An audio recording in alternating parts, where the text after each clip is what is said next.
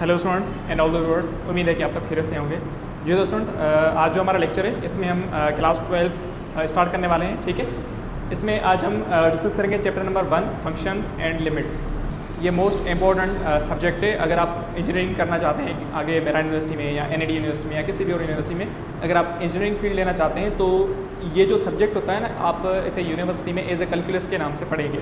ठीक है, कैलकुलस में जैसे आप फर्स्ट सेमेस्टर में आएंगे, सेकंड सेमेस्टर, थर्ड सेमेस्टर, ठीक है, तो ये कैलकुलस के नाम से आप ये इसके डिफरेंट सब्जेक्ट्स पढ़ेंगे जिसमें आप फंक्शंस पढ़ेंगे, फंक्शंस के लिमिट्स, फंक्शन की कंटिन्यूटी क्या होती है, फंक्शन की डेरिवेटिव यानी डिफरेंशिएबल फंक्शन क्या होते हैं, ठीक है, या नॉन डिफरेंशिएबल फंक्शंस क्या होते हैं, फंक्शन की इंटीग्रेशन कैसे करते हैं। ये सारा जो क्लास 12 है ना, ये मोस्ट इंपॉर्टेंट है बेटा। अगर आप क्लास 12 अच्छे से पढ़ लेंगे तो आगे आपको first semester, second semester, third semester तक कोई भी आपको मुश्किल नहीं होगी।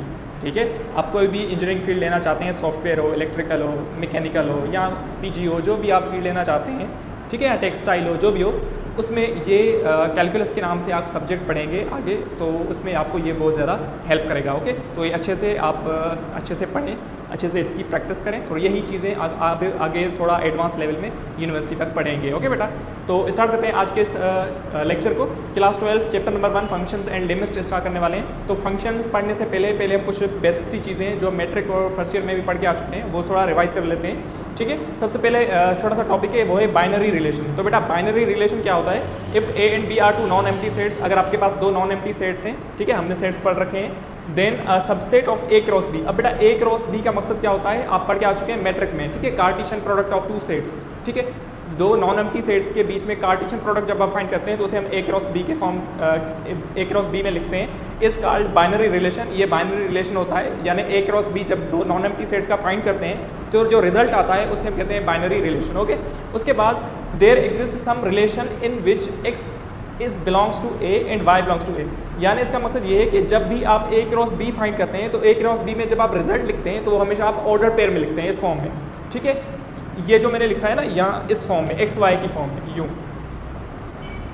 ओके, इस फॉर्म में आप लिखते हैं। इसमें ये जो एक ऑर्डर पेयर होता है, इस ऑर्डर पेयर में हमेशा जो रिजल्ट आएगा वो रिजल्ट, ये जो पहला एलिमेंट होता है वो हमेशा A सेट से बिलोंग करेगा, सेकंड एलिमेंट हमेशा B सेट से बिलोंग करेगा। यही मैंने बात लिखी है कि जब भी आप ऑर्डर पेयर में कार्टेशियन प्रोडक्ट लिखते हैं तो इसका पहला एलिमेंट हमेशा सेट A से बिलोंग करेगा, सेकंड एलिमेंट हमेशा सेट B से बिलोंग करता है। ठीक है, इसका मैंने एक छोटा सा एग्जाम्पल भी लिखा है कि if A is equal to 1 2 and B is equal to 3 4, then A cross B जब आप फाइंड करेंगे तो 1 को 3 के साथ लिखेंगे तो 1 3 मैंने लिखा, फिर 1 को ही 4 के साथ लिखेंगे 1 4 लिखा, 2 को 3 के साथ 2 3, 2 को 4 के साथ 2 4।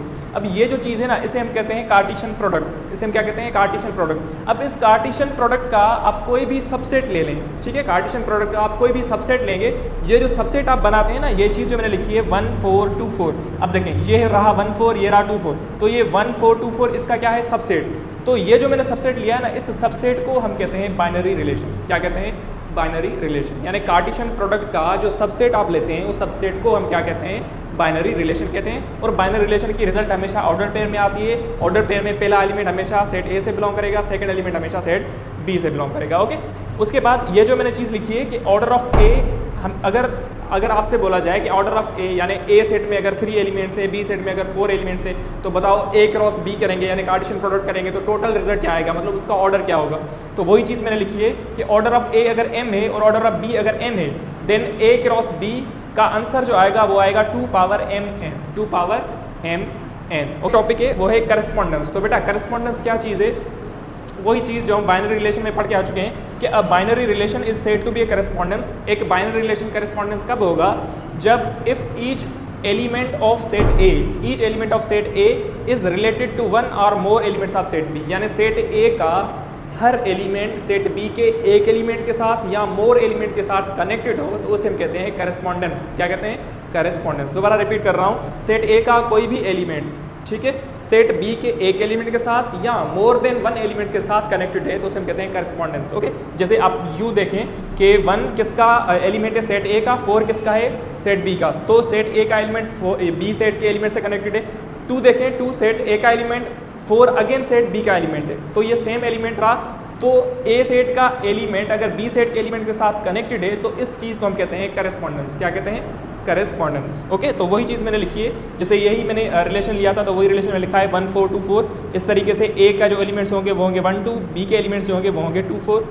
ठीक है, तो 4 ही होगा क्योंकि एक ही एलिमेंट है, तो वही मैंने लिखा है 4। तो 1 भी 4 के साथ कनेक्टेड है, 2 भी 4 के साथ, 1 भी 4 के साथ और 2 भी 4 के साथ कनेक्टेड है। ओके, तो वही चीज़ मैंने लिखी है करेस्पॉन्डेंस में। अब बेटा देखें, जब हम करेस्पॉन्डेंस पढ़ते हैं तो करेस्पॉन्डेंस में जब हम कोई भी ऑर्डर पेयर लेते हैं तो इस ऑर्डर पेयर में जो सेट जो एलिमेंट्स होते हैं, जैसे ये ऑर्डर पेयर का पहला एलिमेंट, ऑर्डर पेयर का सेकंड एलिमेंट, ऑर्डर पेयर का पहला एलिमेंट, ऑर्डर पेयर का सेकंड एलिमेंट, ऐसे जितने भी ऑर्डर पेयर्स होंगे उस ऑर्डर पेयर में जो पहला एलिमेंट होता है, मतलब जितने भी ऑर्डर पेयर्स अपने पास होंगे उसके जने सेट, पहले एलिमेंट्स का जो सेट होता है उसे हम कहते हैं domain, domain of the relation. ठीक है, वही चीज़ मैंने लिखी है, domain is the first element of each order pair in the relation. जब भी आपको रिलेशन गिवन होगा उस रिलेशन में हर ऑर्डर पेयर का पहला एलिमेंट लेके आप एक सेट बनाएंगे, उस सेट को क्या कहते हैं, डोमेन कहते हैं। ओके, उसके बाद है range. Range is the second element of each order pair in the relation. Range क्या होता है, हर एक ऑर्डर पेयर में ये जो सेकंड एलिमेंट होता है, इस सेकंड एलिमेंट को हम क्या कहते हैं, रेंज कहते हैं। यानी हर एक ऑर्डर पेयर में सेकंड एलिमेंट का जो सेट बनेगा उस सेकंड एलिमेंट के सेट को हम कहते हैं रेंज, फर्स्ट एलिमेंट के सेट को हम कहते हैं डोमेन। ओके, इसकी एक और डेफिनेशन भी होती है जो हम आगे डिस्कस करेंगे कि डोमेन और रेंज की और डेफिनेशंस क्या हो सकती हैं, तो वो भी हम डिस्कस कर लेंगे। ठीक है, फिलहाल इतना ही आप समझें। जैसे मैंने एक रिलेशन लिखा है 2 3 2 4 5 6 5 7, तो अगर मैं आपसे पूछूं इसकी डोमेन क्या होगी तो आप बोलेंगे सर इसकी डोमेन होगी 2, देन ये भी 2 है तो एक ही 2 लेंगे, 2 5 5। ठीक है, तो यहाँ पे भी 5 2 टाइम्स है, 2 2 टाइम्स है, तो इसके लिए आप 2 एक बार लिखेंगे, 5 एक बार लिखेंगे, तो इसकी डोमेन होगी 2 5। अगर आप रेंज की बात करें तो रेंज इसका सेकंड एलिमेंट होगा 3 4 6 7, तो 3 4 6 7, तो वही मैंने लिखी है रेंज। ओके, तो रेंज सेकंड एलिमेंट्स का सेट और डोमेन फर्स्ट एलिमेंट का सेट। ओके, उसके बाद अब आ जाते हैं फंक्शंस पे। ठीक है, अब यहाँ से आपका कैलकुलस सब्जेक्ट स्टार्ट होता है। ठीक है, आप ऐसे चैप्टर ना समझें, आप इसे एक सब्जेक्ट समझ के पढ़ें, ताकि इंशाल्लाह अगर आपको कोई भी इंजीनियरिंग फील्ड मिल जाए तो ये सारी चीज़ें आप वहाँ पे अगेन पढ़ेंगे। ओके, तो फंक्शन को हम डिस्कस कर लेते हैं। तो अगर हम फंक्शन की बात करें तो फंक्शन एक टाइप का रिलेशन होता है। फंक्शन क्या होता है, एक सिंपल टाइप का रिलेशन होता है। अब देखिए फंक्शन क्या है, फंक्शन एक रिलेशन है। Relation F from A to set B, set A से सेट बी तक एक रिलेशन होता है। ठीक है, अब रिलेशन फंक्शन कब होगा, उसकी दो कंडीशंस होती हैं। पहली कंडीशन क्या है कि domain of function completely A set हो जाए। अब डोमेन हमने पढ़ा है कि अगर आपको कोई भी ऑर्डर पेयर गिवन होगा तो फर्स्ट एलिमेंट्स का सेट बनाएंगे, उसे हम कहते हैं डोमेन। अगर डोमेन कंप्लीटली ए सेट बन जाए, पहली कंडीशन सेटिस्फाई हो। सेकंड कंडीशन क्या है, first element of each order pair should not be repeated, यानी हर एक ऑर्डर पेयर का फर्स्ट एलिमेंट रिपीट नहीं करना चाहिए। अगर वो रिपीट कर गया तो वो रिलेशन तो होगा लेकिन फंक्शन नहीं कहलाएगा। ओके, दोनों कंडीशन समझ में आ गई। आगे हम इसके टाइप्स डिस्कस करेंगे तो आपको चीज़ें समझ में आ जाएंगी कि फंक्शन हम किस तरीके से चेक करते हैं। सही, तो इसकी एक और डेफिनेशन है फंक्शन की, function is the rule in which each element of A assign unique element of B, यानी सेट ए के जितने भी एलिमेंट्स होंगे वो सारे सेट बी के यूनिक एलिमेंट से कनेक्टेड होंगे। ऐसा नहीं होगा कि सेट ए का एक ही एलिमेंट सेट बी के दो एलिमेंट्स के साथ कनेक्टेड हो, ऐसा नहीं होगा। यूनिक एलिमेंट से साथ उसका कनेक्शन होगा या रिलेशन होगा। ओके, तो फंक्शन को हम इस तरीके से लिखते हैं, function dot A to B, यानी function define from set A to set B. तो इस तरीके से हम इसे फंक्शन को डिफाइन करते हैं। ठीक है, अब यहाँ पे ये जो ए होता है, इस ए सेट को हम कहते हैं डोमेन ऑफ द फंक्शन, जिसे हम डी एफ से डिनोट करते हैं, और बी सेट को हम कहते हैं कोडोमेन ऑफ फंक्शन, जिसे हम इस तरीके से डिनोट करते हैं। ओके, अब मैंने कुछ एग्जांपल्स लिखे हैं, अब इन एग्जांपल्स को हम चेक करते हैं कि कौन सा फंक्शन होगा या कौन सा फंक्शन नहीं होगा। तो बेटा देखें, सबसे पहले क्वेश्चन पे आ जाते हैं। ए सेट आपको गिवन है A B C D, B आपको गिवन है 1 2 3 4, ए कनेक्टेड है 1 के साथ, बी 3 के साथ, सी 2 के साथ, डी 4 के साथ। अब आप चेक करें क्या डोमेन ऑफ फंक्शन कंप्लीटली ए बन रहा है। इसका मकसद ये है क्या सेट ए का कोई भी एलिमेंट मिसिंग है। अगर सेट ए का कोई भी एलिमेंट मिसिंग होगा तो वहीं पर ही वो फंक्शन नहीं कहलाएगा। तो सेट ए के सारे एलिमेंट्स कनेक्टेड हैं, पहली condition satisfy. Okay, second condition, first element of each order pair should not be repeated. First element का, यानी ये जो एलिमेंट है इसकी दो इमेजेस नहीं होनी चाहिए, मतलब सेट ए के जो भी एलिमेंट्स होंगे उनकी यूनिक इमेज होगी। तो ए का भी एक ही इमेज है, बी की भी एक ही इमेज है, सी की भी एक ही इमेज है, डी की भी एक ही इमेज है। अगर एक ही इमेज है तो फिर हम क्या कहेंगे, क्या ये फंक्शन है। ओके, अब सेकंड वन चेक करें।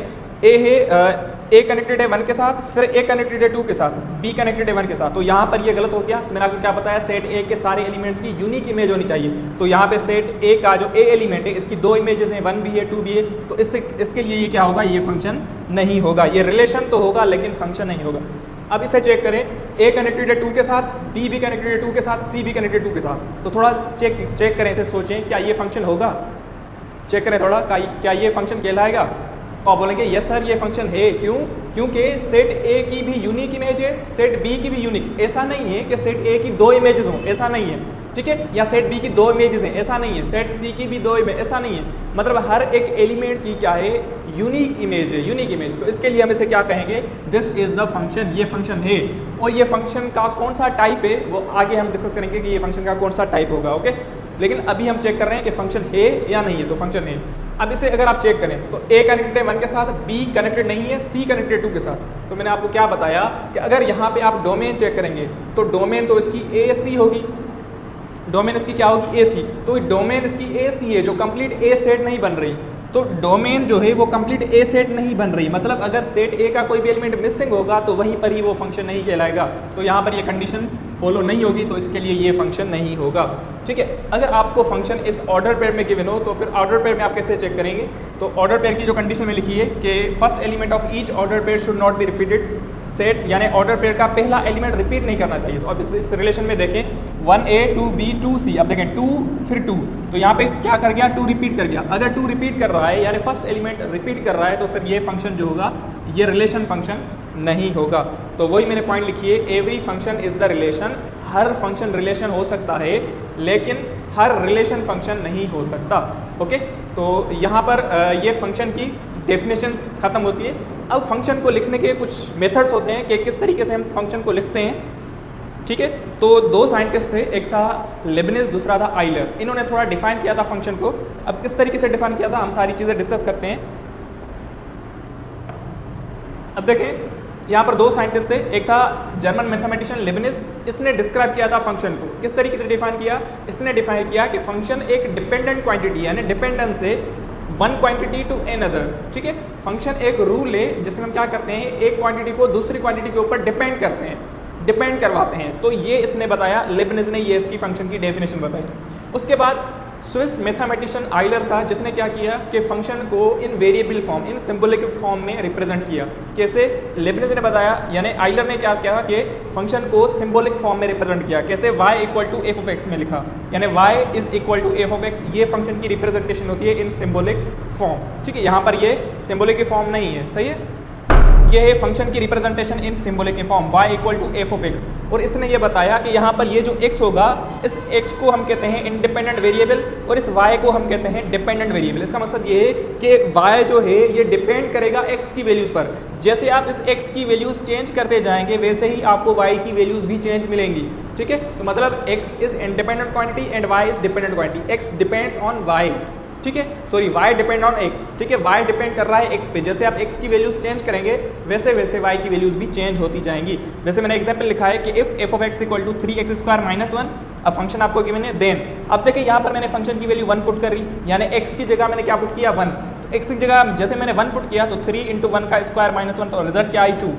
तो 1 पे रिजल्ट क्या आ गई 2। अगर मैं इसमें x की जगह 0 पुट करूँ तो 0 पे फिर इसकी रिजल्ट क्या आ रही है -1, ठीक है। मतलब जैसे आप x की वैल्यूज़ को चेंज करते जा रहे हैं y की वैल्यूज़ भी चेंज हो रही हैं। तो अगर x की वैल्यूज़ चेंज करने से y की वैल्यूज़ चेंज हो रही हैं तो x को हम कहते हैं इंडिपेंडेंट वेरिएबल, y को हम कहते हैं डिपेंडेंट वेरिएबल, ओके। जैसे मैंने -1 पुट किया तो फिर अगेन इसकी डिफरेंट वैल्यू मिल गई, ठीक है बेटा। तो ये फंक्शन की यानी आप ऐसा कह सकते हैं कि सिंबॉलिक रिप्रेजेंटेशन थी जो आइलर ने बताई थी।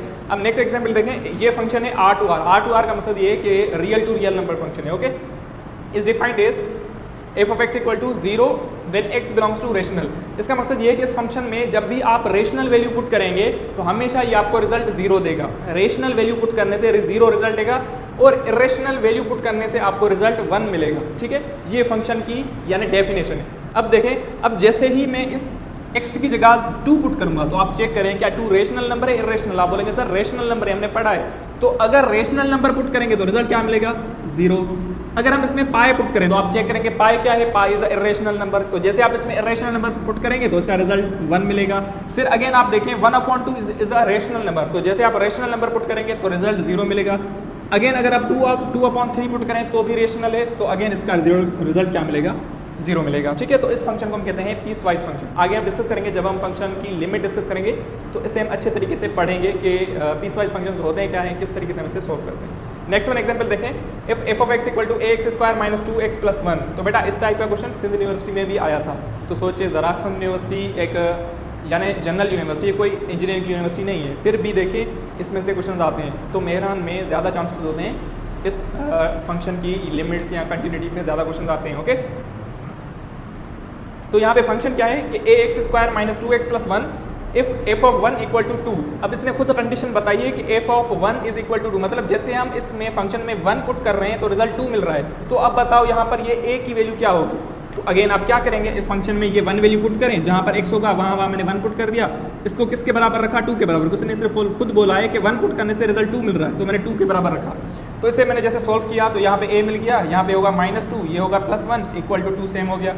यहाँ पे -2 + 1 तो ये होगा -1 = 2, -1 को जैसे आप उस साइड लेकर जाएंगे तो +1 हो जाएगा, तो 2 + 1 = 3, तो a की वैल्यू क्या हो जाएगी, 3 हो जाएगी। ठीक है, तो इस तरीके से आप जैसे भी फंक्शंस आपको मिल जाएँ तो आप उसे सॉल्व कर सकते हैं ईजिली। ओके बेटा, अब आ जाते हैं टाइप्स ऑफ फंक्शंस पे। ठीक है, तो ये कुछ बेसिक सी चीज़ें थी कि फंक्शन को हम किस तरीके से डिफाइन करते हैं। अब आते हैं हम टाइप्स पे। फंक्शन के टाइप्स की अगर हम बात करें तो इसका पहला टाइप है वो है 1-1 फंक्शन। ठीक है, तो 1-1 फंक्शन को हम प्यार में इंजेक्टिव फंक्शन भी बोलते हैं। ठीक है, 1-1 फंक्शन या इंजेक्टिव फंक्शन बात सेम ही है। अब इसकी डेफिनेशन हम थोड़ा देख लेते हैं। अब देखें 1-1 फंक्शन क्या है कि a function is said to be 1-1 if distinct element of set A have distinct image in set B, यानी सेट ए की जितने भी एलिमेंट्स होंगे उन सारे एलिमेंट्स की डिस्टिंक्ट इमेज होगी सेट बी के एलिमेंट्स के ऊपर। अगर डिस्टिंक्ट इमेज है तो फिर उसे हम कहेंगे दिस इज द 1-1 फंक्शन या इंजेक्टिव फंक्शन। ओके, अब देखें एक फंक्शन मैंने डिफाइन किया है f of x = x + 3। अब जैसे मैं इस x की जगह 1 पुट करूंगा, इसका मकसद क्या है, मैं x की जगह जैसे 1 पुट करूंगा तो 1 + 3 4, तो 1 पे 4 रिजल्ट आ रही है। जैसे मैं x की जगह 2 पुट करूंगा तो 2 पे 3, तो ये 5 रिजल्ट आएगी। 3 पुट करूंगा तो 3 + 3 6 रिजल्ट आएगी। तो आप चेक करते जाएं, 1 पे 4 रिजल्ट आ रही है, 2 पे 5 रिजल्ट आ रही है, 3 पे 6, मतलब जितनी भी मैंने वैल्यूज पुट करी है उन सारी वैल्यूज पर डिस्टिंक्ट रिजल्ट मिल रहे हैं। तो अगर रिजल्ट डिस्टिंक्ट मिल रहे हैं तो इसे हम क्या कहेंगे, इसे हम कहते हैं 1-1 फंक्शन। ठीक है, अगर इससे हम देखें, अगर ये फंक्शन है तो इसकी डोमेन आप बताओ, तो आप बोलेंगे सर इसके पहले एलिमेंट्स का सेट लेंगे तो 1 2 3, तो ये इसका डोमेन हो जाएगा। अगर हम इसकी कोडोमेन की बात करें तो इसकी कोडोमेन क्या होगी, सेकंड एलिमेंट 4 5 6 4 5 6। ठीक है, तो सेकंड, अब इस कोडोमेन को हम रेंज भी कहते हैं। ठीक है, कोडोमेन और रेंज में ये डिफरेंस होता है कि कोडोमेन जो होता है ये कंप्लीट बी सेट होता है। कंप्लीट क्या होता है, बी सेट। और रेंज हम कहते हैं the connected elements of set B. Set B के जितने भी कनेक्टेड एलिमेंट्स होंगे उसे हम कहते हैं रेंज। ये अपने पास डेफिनेशन लिख लें। और रेंज हमेशा सबसेट होती है कोडोमेन की। ठीक है, मतलब रेंज कभी कभी कोडोमेन के बराबर भी हो जाती है, कभी कभी रेंज कोडोमेन के बराबर नहीं भी होती, ऐसा भी हो सकता है। ठीक है, तो range is the subset of codomain. तो ये समझ में आ गया 1-1 फंक्शन। अब आगे जो है सेकंड टाइप वो है onto function. Onto function को हम प्यार में सर्जेक्टिव फंक्शन के नाम से जानते हैं। अब ऑन टू फंक्शन क्या है कि a function is said to be onto if range of function is equal to B. वही बात मैंने बोली कि अगर रेंज कंप्लीटली बी सेट बन गई, रेंज क्या है, the connected elements of set B. Set B के जितने भी कनेक्टेड एलिमेंट्स होंगे उन्हें हम कहते हैं रेंज। अगर रेंज कंप्लीट सेट बी बन गई तो फिर उसे हम कहेंगे ऑन टू फंक्शन। जैसे मैंने एग्जांपल लिखा है f of x = x²। अब देखें, जैसे मैं इस x की जगह 1 पुट करूंगा तो रिजल्ट भी क्या मिलेगा, 1 का स्क्वायर 1 ही होता है। अगर मैं इस x की जगह -1 पुट करूंगा तो भी रिजल्ट क्या मिलेगा, 1 ही मिलेगा, क्योंकि -1 का स्क्वायर भी 1 ही होता है। अगर x की जगह मैं 2 पुट करूँ तो 2 का स्क्वायर 4। अगर x की जगह -2 पुट करूँ तो भी रिजल्ट क्या मिलेगा, 4। तो मतलब जैसे मैंने x की जगह 1 पुट किया तो रिजल्ट 1 मिला, -1 पुट करने पर भी 1 मिला, 2 पुट करने पर भी 4 और -2 भी 4। अगर हम इसकी डोमेन की बात करें तो ए सेट कंप्लीट डोमेन हो जाएगा, तो वही डोमेन होगी। और कोडोमेन की अगर हम बात करें तो codomain complete B set. Codomain क्या है, कंप्लीट बी सेट। तो कंप्लीट बी सेट क्या है, 1 4 1 4। अगर हम रेंज की बात करें तो मैंने आपको क्या बताया, range connected elements of set B. तो सेट बी के कनेक्टेड एलिमेंट्स भी तो 1 4 हैं। ठीक है, तो यहाँ देखिए, यहाँ कोडोमेन भी 1 4, रेंज भी 1 4। अगर कोडोमेन रेंज के बराबर हो गई तो इस फंक्शन को हम क्या कहते हैं, ऑन टू फंक्शन और सर्जेक्टिव फंक्शन। ओके, ये नाम अपने पास लिखें लाजमी अच्छे तरीके से। ओके, उसके बाद थर्ड टाइप है इनटू फंक्शन। ठीक है, अब इनटू फंक्शन क्या है, इसका उलट। ऑन टू फंक्शन का क्या है, उलट, कि अगर रेंज कंप्लीट कोडोमेन नहीं बन रही, अगर रेंज कंप्लीट कोडोमेन नहीं बन रही तो फिर हम उसे कहेंगे इनटू फंक्शन। या कभी कभी बुक्स में लिखा हुआ होता है कि if range is proper subset of codomain. अगर रेंज प्रॉपर सबसेट हो गया कोडोमेन का तो भी हम उसे कहेंगे इनटू फंक्शन। ठीक है, ये भी डेफिनेशन हो सकती है। अब इसका आप खुद एग्जाम्पल देख लीजिएगा। अब इसमें ये होगा कि सेट बी का कोई ना कोई एक एलिमेंट मिसिंग होगा। ठीक है, अगर कोई भी एक एलिमेंट मिस हो गया सेट बी का तो फिर रेंज जो है कोडोमेन के बराबर नहीं होगी। अगर रेंज कोडोमेन के बराबर नहीं हुई तो फिर उसे हम कहेंगे इनटू फंक्शन। ठीक है, उसके बाद फोर्थ टाइप है वो है आइडेंटिटी फंक्शन। तो बेटा आइडेंटिटी फंक्शन क्या है, आइडेंटिटी फंक्शन को हम ऐसे रिप्रेजेंट करते हैं आई ऑफ एक्स से। ठीक है। अब आइडेंटिटी फंक्शन एक ऐसा फंक्शन होता है जिसमें आप जो भी वैल्यू पुट करेंगे आपको रिजल्ट भी वही मिलेगा। अगर आप इसमें 2 पुट करेंगे रिजल्ट भी 2 मिलेगा, अगर आप 3 पुट करेंगे रिजल्ट भी 3 मिलेगा। जैसे अगर मैं आपसे बोलूँ कि y = x एक फंक्शन है, तो जैसे आप x जगह 1 पुट करेंगे y भी 1 मिलेगा, x जगह यहाँ पे 2 पुट करें y भी 2 मिलेगा, x 3 पुट करें y भी 3, मतलब जैसी भी वैल्यू x की आप पुट करेंगे y भी आपको वो ही मिलेगा। ठीक है, तो इसके लिए इस फंक्शन को हम कहते हैं identity function. This is known as identity function. तो वही चीज़ मैंने लिखी है, I of x equal to x is known as identity function. जैसे आप 1 पुट करेंगे रिजल्ट 1, 2 पे भी 2 रिजल्ट आएगा, 3 पे भी 3 ही रिजल्ट आएगा। उसके बाद है फिफ्थ टाइप कांस्टेंट फंक्शन। ठीक है, अब कांस्टेंट फंक्शन क्या है, जो मैंने ये डिफाइन किए थे, ये सारी चीज़ें इसमें क्लियर हो जाएंगी। अब देखें कांस्टेंट फंक्शन क्या है। If range of function is singleton set, अगर रेंज फंक्शन की सिंगलेटन सेट बन गई। अब सिंगलेटन सेट क्या है, ऐसा सेट जिसमें एक ही एलिमेंट हो। ठीक है, अगर रेंज में एक ही एलिमेंट होगा तो फिर उस फंक्शन को हम कहेंगे this is known as constant function. ठीक है, जैसे ये है f of x = 2 या f of x = 3, f of x = -1, f of x = पाई, ये सारे कौन से फंक्शंस कहलाते हैं, कांस्टेंट फंक्शंस कहलाते हैं। तो इसमें यह है कि जैसी भी आप x की वैल्यू पुट करेंगे आपको रिजल्ट 2 ही मिलेगा। ठीक है, अब देखें यहाँ पे f of x = 2 है ना, तो अगर मैं x की जगह 1 पुट करूँगा तो भी रिजल्ट 2 मिलेगा। ठीक है, क्योंकि इसमें x है ही नहीं, x की पावर 0 है। तो अगर मैं x की जगह 2 पुट करूँगा तो भी रिजल्ट 2 मिलेगा, x की जगह 3 पुट करूँगा तो भी रिजल्ट 2 मिलेगा। मतलब जैसी भी आप x की वैल्यू पुट करेंगे आपको रिजल्ट 2 ही मिलने वाला है। तो रेंज कंप्लीट एक ही एलिमेंट बन गया रेंज का, तो range of function is equal to 2। तो range of function is singleton set. अगर range of function is singleton set then the function is known as constant function. तो ये वही चीज़ है, दिस फंक्शन को हम कहेंगे this function is known as constant function, क्योंकि इसकी रेंज जो है सिंगलेटन सेट है। ओके बेटा, तो यहाँ तक ये थे टाइप्स, फंक्शन की डेफिनेशन और फंक्शन की टाइप्स तक हमने डिस्कस किया। अब आगे हम मूव ऑन हो जाएंगे फंक्शन की लिमिट पर, देन हम फंक्शन की कंटिन्यूटी डिस्कस करेंगे, देन हम आगे मूव ऑन हो जाएंगे। तो ये सारा क्या है, ये कैलकुलस कहलाता है। ठीक है बेटा, फंक्शन, फंक्शन की limit, function continuity, differentiability, integration, ये सारा कैलकुलस में आ जाता है। तो इसे हम कहेंगे, अब इसे चैप्टर वाइज डिस्कस नहीं करेंगे, इस लेक्चर वाइज हम डिस्कस करते जाएंगे। ओके, बस इसमें ये होगा कि आपके सारे टाइप्स, सारे टॉपिक्स क्लियर हो जाएंगे, सारे एमसीक्यूज क्लियर हो जाएंगे जो ज़्यादातर आते हैं। ठीक है, तो वो मैं आपको हाईलाइट करवाता जाऊंगा किस टाइप के। ये टाइप्स अपने पास लाजमी याद होने चाहिए आपको, कभी कभी टाइप्स की डेफिनेशन भी पूछी जाती है। ठीक है, या करस्पॉन्डेंस क्या है, डोमेन क्या है, फंक्शन की डेफिनेशन आपको याद होनी चाहिए। तो बेटा अगर हम इवन एंड ओड फंक्शन की बात करें तो इवन फंक्शन कौन से फंक्शंस होते हैं, ओड फंक्शन कौन से फंक्शंस होते हैं, क्योंकि कभी कभी ऐसा हो जाता है कि आपको एंट्री टेस्ट में फंक्शन गिवन होता है, आपको चेक करना होता है कि कौन सा फंक्शन इवन है, कौन सा फंक्शन ओड है।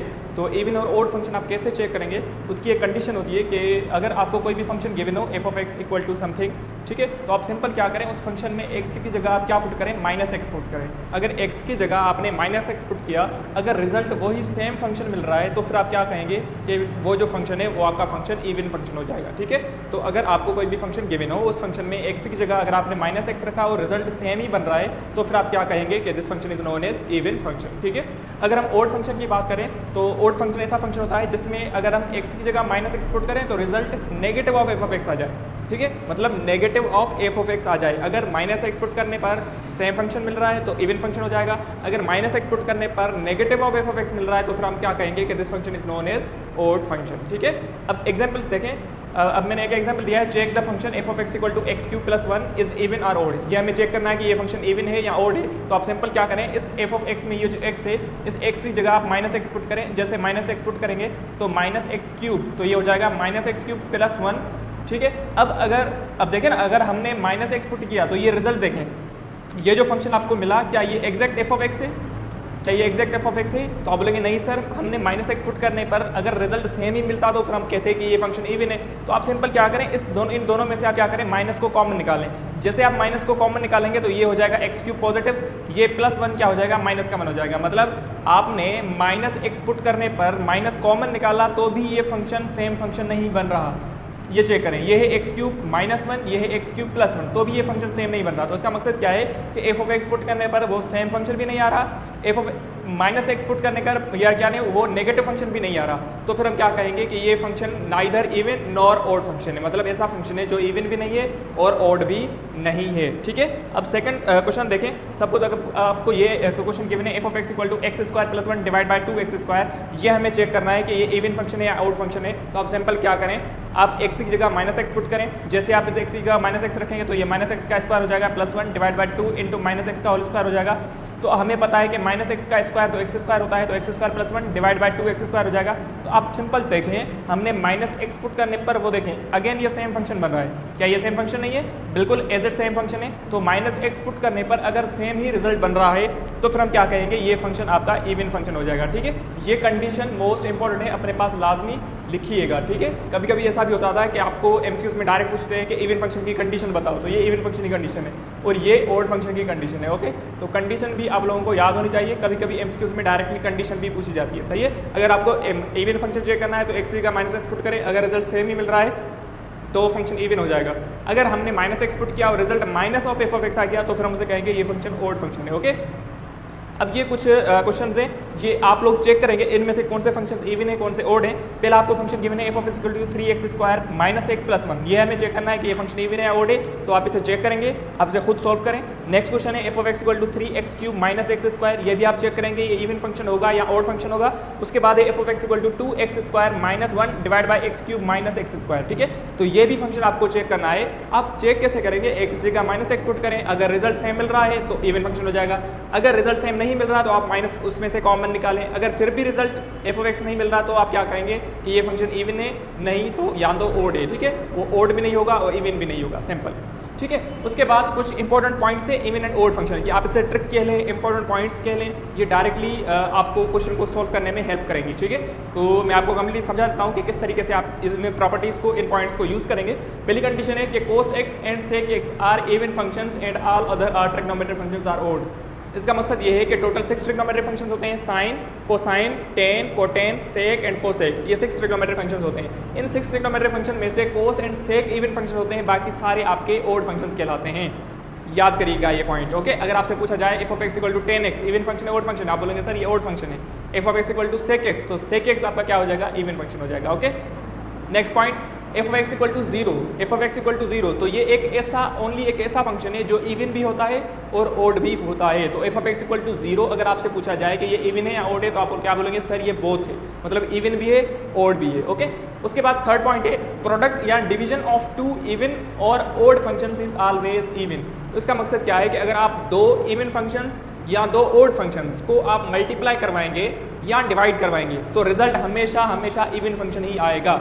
अब देखें, आपको ये फंक्शन गिवन है F of x equal to X sine x, तो आप चेक करें ये जो एक्स है क्या ये एक्स इवन फंक्शन है ओड फंक्शन है, आप बोलेंगे सर एक्स ओनली एक्स आपका ओड फंक्शन है और साइन एक्स भी क्या है ओड फंक्शन है।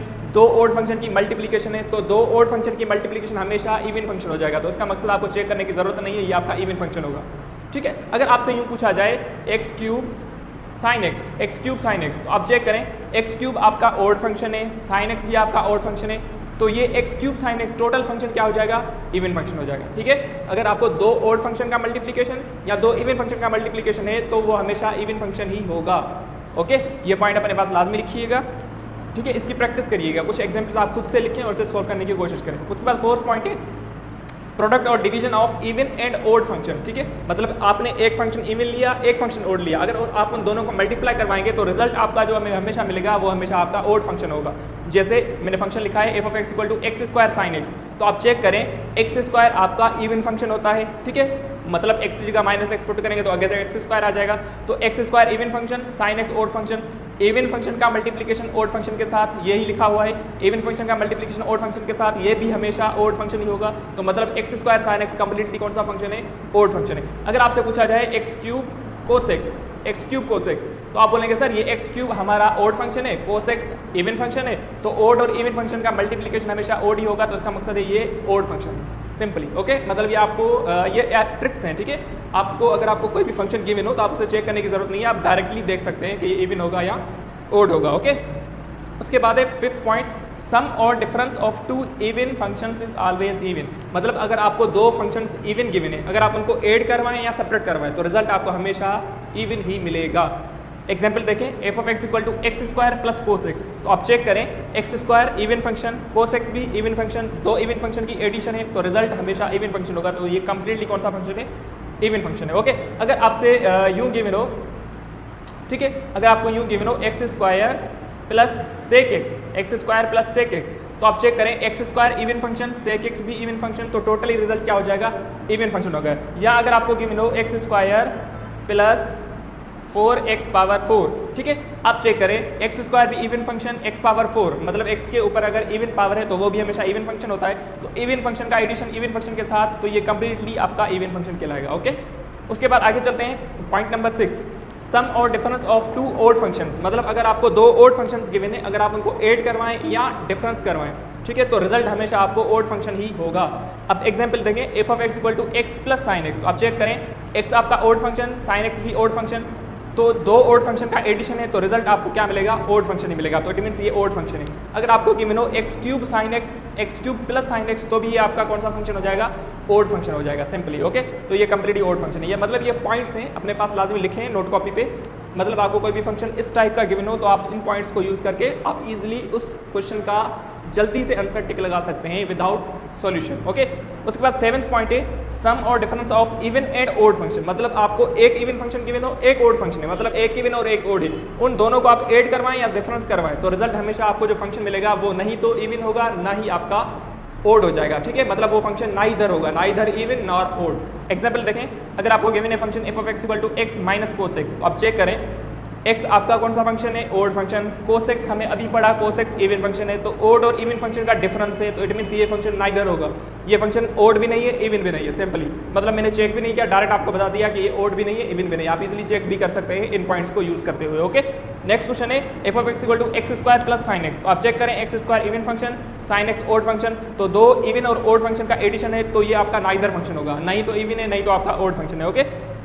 उसके बाद थर्ड है x cube plus cos x plus x square, आप चेक करें x cube odd function, cos x even function, x square even function, तो इवन और ओड फंक्शन का एडिशन है, ठीक है, तो आप कह सकते हैं सीधा कि ये जो फंक्शन है ये नाइदर है, नाइदर इवन नॉर ओड, इस तरीके से आप इजीली बता सकते हैं इन पॉइंट्स को यूज करते हैं, ओके। उम्मीद है कि इवन और ओड फंक्शन आपको अच्छे तरीके से समझ में आ चुका होगा। इवन के लिए आप एक्स जगह माइनस एक्स पुट करेंगे, ओड के लिए आप एक्स जगह माइनस एक्स पुट करके फिर माइनस कॉमन निकाल के देखेंगे ये इवन है या ओड है। आगे चलते हैं, उसके बाद है कंपोजिशन फंक्शन, ठीक है। अब कंपोजिशन फंक्शन क्या होता है, लेट एफ जो फंक्शन डिफाइंड है वो ए टू बी सेट्स पर डिफाइंड है, जी जो फंक्शन की डिफाइंड है वो B to C function defined है, then the function h from A to C, ठीक है। अगर आपको एक तीसरा फंक्शन गिवन है जो ए टू सी डिफाइंड है, तो फिर आप उसे कैसे लिखेंगे, आप उसे लिखेंगे h of x is equal to g of f of x, ठीक है, g of f of x. आप इसे डायग्रामेटिकली डिफरेंट बुक्स में लिखा होगा, मैंने डायग्राम तो नहीं बनाया, आप इसे डायग्रामेटिकली भी देख सकते हैं कि इवन फंक्शन, इवन नहीं सॉरी कंपोजिशन फंक्शन को आप कैसे डायग्रामेटिकली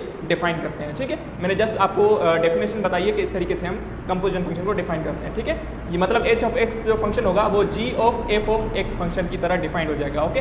अब हम कंपोजिशन फंक्शन को फाइंड किस तरीके से करते हैं, ठीक है, क्योंकि इंपॉर्टेंट ये है कि आप कंपोजिशन फंक्शन को फाइंड किस तरीके से करते हैं, क्योंकि एंट्री टेस्ट में आपको क्वेश्चन मिलेगा, ठीक है, कि g of f of x बताओ या f o g of x बताओ, h of k of x बताओ, डिफरेंट आपको इंटरमीडिएट के बुक्स में भी इसके क्वेश्चन गिवन है, आप इसे सॉल्व भी कर सकते हैं। पहले समझे थोड़ा सा, एग्जाम्पल है let f of x equal to x square and g of x equal to x plus 1, then find g of f of x. तो बेटा देखिए ये जो टॉपिक है ना स्टूडेंट्स को बहुत ज़्यादा मुश्किल लगता है, ठीक है। अब जिस तरीके से मैं आपको समझाने की कोशिश कर रहा हूँ आप उसी तरीके से मेरे पॉइंट्स को अच्छे तरीके से याद करने की और नोटिस करने की कोशिश करें, ओके। सबसे पहले देखें, अगर आपको फाइंड करना है F of x x square है and g of x x plus 1 है, आपको फाइंड करना है g of f of x, तो सबसे पहले यहाँ देखें लेफ्ट साइड से देखें, लेफ्ट साइड में आपको जी फंक्शन गिवन है, तो इसका मकसद ये है कि पहले वाले फंक्शन में जहाँ पर x होगा वहाँ पे हम f ऑफ x की वैल्यू रखेंगे, ठीक है। अब पहला फंक्शन कोई भी हो सकता है, पहला फंक्शन f भी हो सकता है, पहला फंक्शन h भी हो सकता है, पहला फंक्शन k भी हो सकता है, जो भी हो, पहले फंक्शन में x जगह दूसरे वाले फंक्शन की वैल्यू रखनी है, तो इसे हम कहेंगे कंपोजिशन फंक्शन, सिंपल, ओके। अब देखें, अब यहाँ पे है g, मतलब g में जहाँ पर x होगा वहाँ मैं ये कंप्लीट f ऑफ x रखूंगा, तो मैंने क्या किया, g में जहाँ x था ना, इस x जगह देखें मैंने क्या रखा है, f ऑफ x रखा, तो इसका मकसद यही है g of f of x, ठीक है। तो जहाँ पर g में x था वहाँ पर मैंने f ऑफ x रखा, आगे +1, तो वही +1 मैंने सेम रखा। उसके बाद मैंने क्या किया, g of f of x equal two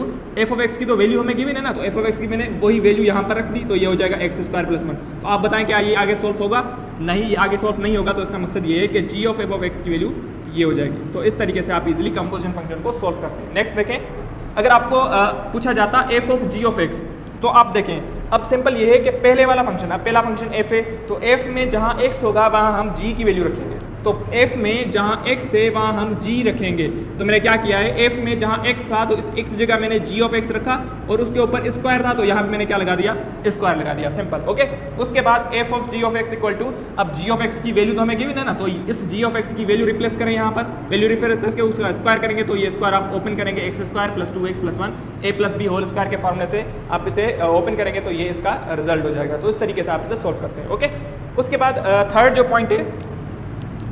point है वो है जी स्क्वायर। तो बेटा देखें, जी स्क्वायर का ये मकसद नहीं है कि आप जी की वैल्यू का स्क्वायर करें या जी जो फंक्शन आपको गिवन है उसकी वैल्यू का स्क्वायर करते हैं तो जी स्क्वायर हो जाएगा। तो जी स्क्वायर का मकसद ये नहीं होता, जी स्क्वायर का मकसद ये होता है कि जी में खुद जी की वैल्यू रखें, जी फंक्शन में खुद जी की वैल्यू रखेंगे तो वो हो जाएगा जी स्क्वायर। एफ स्क्वायर होता तो एफ में खुद एफ की वैल्यू एफ ऑफ एफ हो जाएगा, ठीक है, या जी ऑफ जी हो जाएगा, तो इसका मकसद है जी स्क्वायर। अब देखें, अब इसका मकसद ये है कि जी में जहाँ एक्स होगा वहाँ अगेन हमें जी की वैल्यू रखनी है। तो जी में जहाँ एक्स है वहाँ मैंने खुद जी ऑफ एक्स रखा प्लस 1 एज इट मैंने प्लस 1 रख दिया। अब यहाँ पे जी ऑफ एक्स है तो इसे अगेन आप जी ऑफ एक्स की वैल्यू ये खुद वैल्यू रखेंगे तो वही वैल्यू मैंने रख दी, आगे ये प्लस 1 वही प्लस 1 में लगाया तो ये हो जाएगा एक्स प्लस 1 क्या हो जाएगा, प्लस 2 हो जाएगा। तो इसका मकसद ये हो जाएगा जी स्क्वायर। ओके, अगर आपको आपसे पूछा जाता एफ स्क्वायर बताओ, ठीक है, तो एफ स्क्वायर क्या होगा, इसका आंसर आप मुझे बताइएगा, आप इसे खुद सोल्व करें कि एफ स्क्वायर की यहाँ से वैल्यू क्या आनी चाहिए अगर एफ ऑफ एक्स स्क्वायर है। ओके, उसके बाद नेक्स्ट एग्जांपल देखें, let f of x equal to sine x and g of x equal to x square plus 1 then g of f of 0। अब इसका मकसद ये है कि पहले हम जी ऑफ एफ फाइंड करेंगे, उसके बाद लास्ट में जहाँ एक्स होगा वहाँ हम उसे 0 पुट करेंगे तो हमें रिजल्ट मिल जाएगा। ओके, तो पहले हम चेक करते हैं जी ऑफ एक्स हम कैसे फाइंड करेंगे। तो वही सेम कंडीशन, पहला वाला जो भी फंक्शन है जी है तो जी में जहाँ एक्स है वहाँ हम एफ की वैल्यू रखेंगे। तो जी में देखें जे एक्स है तो इस एक्स जगह मैंने एफ ऑफ एक्स रखा, उसके ऊपर स्क्वायर था तो वही मैंने स्क्वायर लगा दिया, प्लस 1 एज इट मैंने लिख दिया। तो ये हो जाएगा g of x equal to F of x की वैल्यू क्या है साइन एक्स, तो वही मैंने साइन एक्स रिप्लेस किया, इसका स्क्वायर किया, प्लस 1 इक्वल टू प्लस 1 हो जाएगा। तो ये हो जाएगा g of x equal to, इसके ऊपर स्क्वायर है तो ये हो जाएगा साइन स्क्वायर एक्स प्लस 1। तो ये हमने फाइंड किया है g of f of x. अब हमें एक्स जगह क्या रखना है, 0 रखना है। तो जहाँ पर एक्स होगा वहाँ मैंने क्या रख दिया, ये एक्स जगह मैंने 0 रखा। तो हमें पता है साइन 0 की वैल्यू क्या होती है, 0 होती है। साइन 0 की वैल्यू क्या होती है, यहाँ मैं लिख रहा हूँ कि साइन 0 डिग्री इज आल्सो 0। हमने पढ़ रखा है ट्रिग्नोमेट्री में साइन 0 की वैल्यू 0 होती है। तो साइन 0 0 हो जाएगा तो 0 प्लस 1 का आंसर हमेशा क्या आ जाएगा, अगेन 1 ही आ जाएगा। तो इस तरीके से आपसे सोल्व करते हैं। तो इस टाइप के क्वेश्चन बेटा आते हैं। अगर आपको F of x function given हो, जी ऑफ एक्स फंक्शन गिवन हो, आपसे पूछा जाए एफ ओ जी बताओ और उसमें अगर आपको कोई भी वैल्यू पूछी जाए तो पहले आप वो वैल्यू फाइंड करेंगे, देन लास्ट में आप उस एक्स की जगह उसकी वैल्यू को पुट करेंगे, ठीक है। अब ये क्वेश्चन आप लोगों के लिए, आप इनको सोल्व करेंगे, अच्छे से प्रैक्टिस करें। Let g of x equal to x square plus 1 find g square 2, find g square 2। अब देख मैंने क्या लिखा है, जी स्क्वायर। जी स्क्वायर का मतलब क्या है कि जी में खुद जी की वैल्यू रख के आपसे सॉल्व करेंगे, देन लास्ट में उसे एक्स की जगह आप 2 पुट करेंगे तो आपको रिजल्ट मिल जाएगा। नेक्स्ट वन क्वेश्चन है let f of x equal to 2x square plus 1 and g of x equal to 2x, then find क्या करना है, एफ ओ जी ऑफ 0, ठीक है। पहले आप एफ ओ जी फाइंड करेंगे, फिर लास्ट में जहाँ एक्स आपको होगा वहाँ एक्स की जगह आप 0 पुट करेंगे तो आपको रिजल्ट मिल जाएगा। ओके बेटा, तो उम्मीद है कि आपको ये कंपोजिशन फंक्शन अच्छे से समझ में आ चुका होगा।